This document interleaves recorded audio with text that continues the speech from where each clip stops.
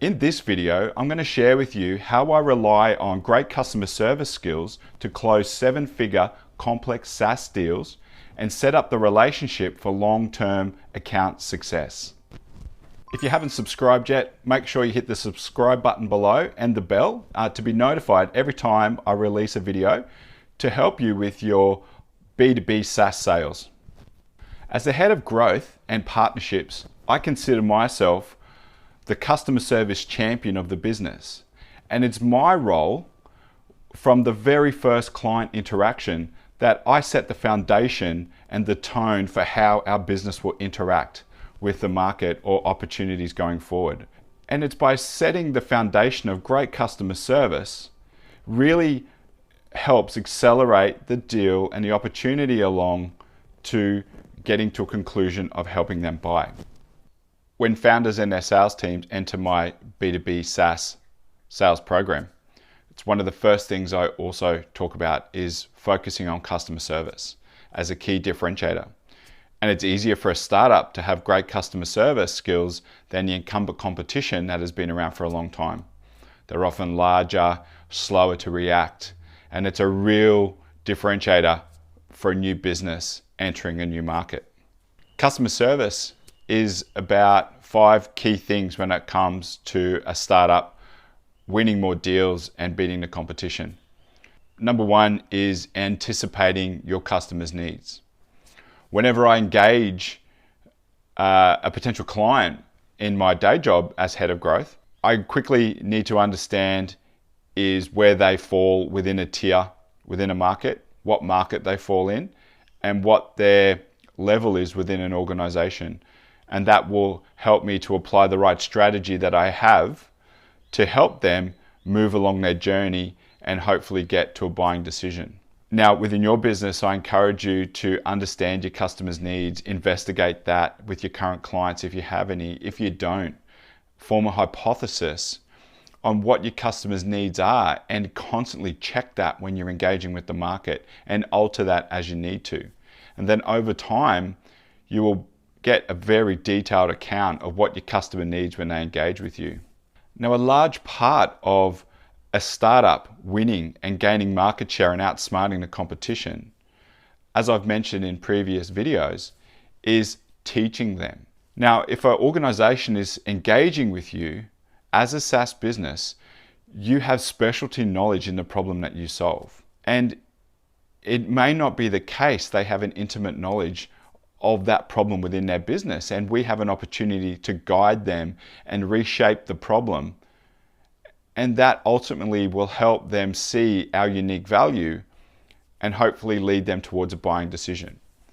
Now, in my current role, I focus on the direct and indirect challenges that they're having within their business, and more so the indirect that they may not necessarily have thought of.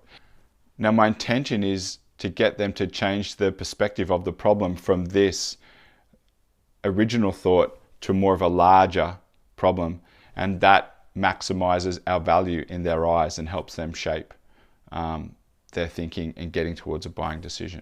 With the participants in my program, I encourage them to not think of what they're selling as features and benefits as a software platform, but consider the problems they solve out in the market.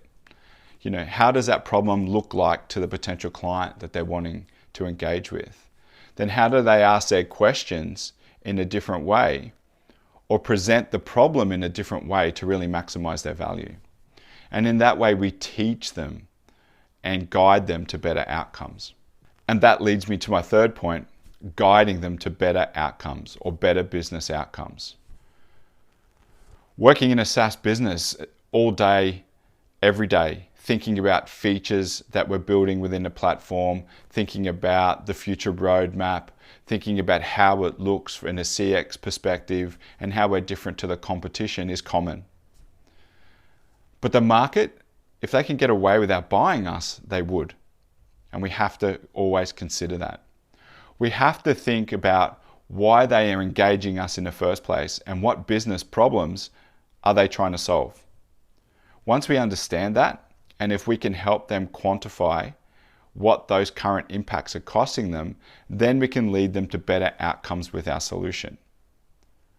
Now, every journey has a beginning and an end and a recommended journey. To highlight what those direct and indirect costs are and how they're affecting their business, which is what I mentioned in the previous point.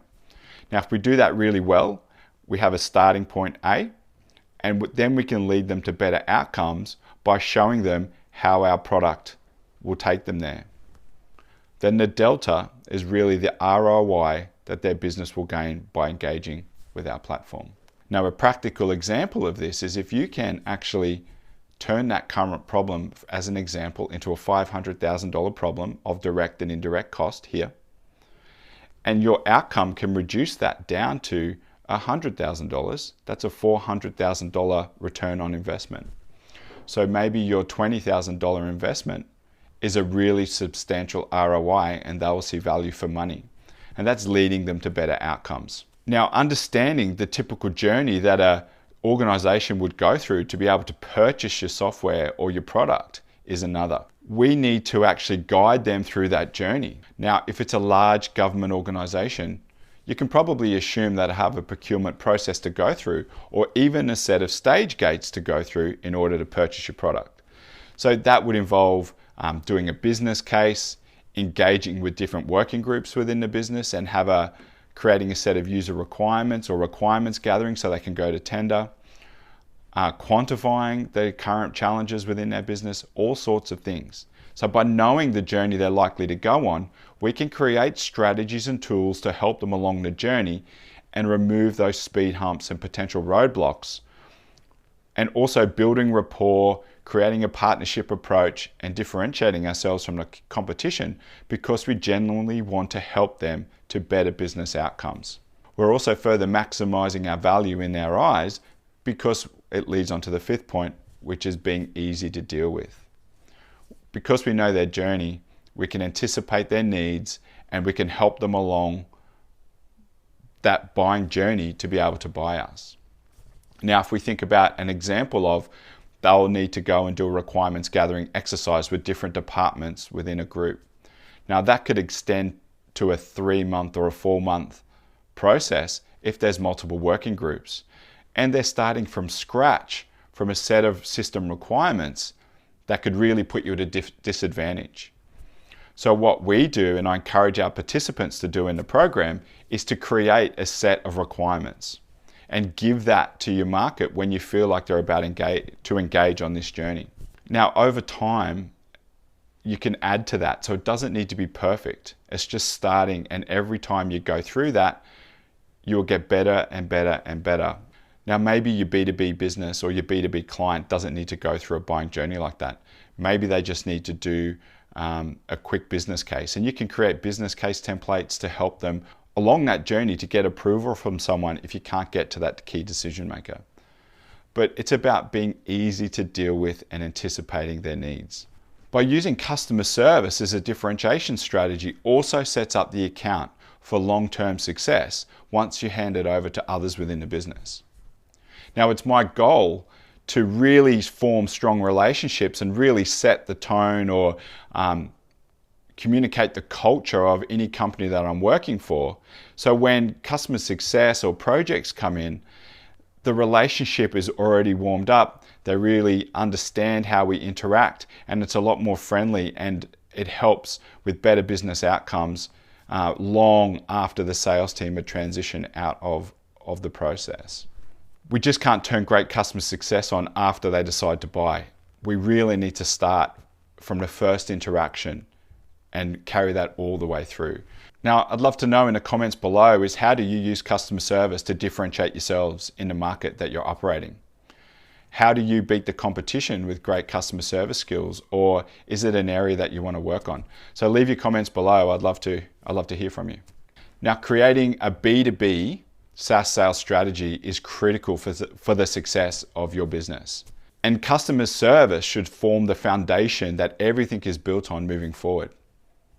Now, my sales program for founders and their sales teams to apply the right sales strategy for their market is critical in helping startups scale.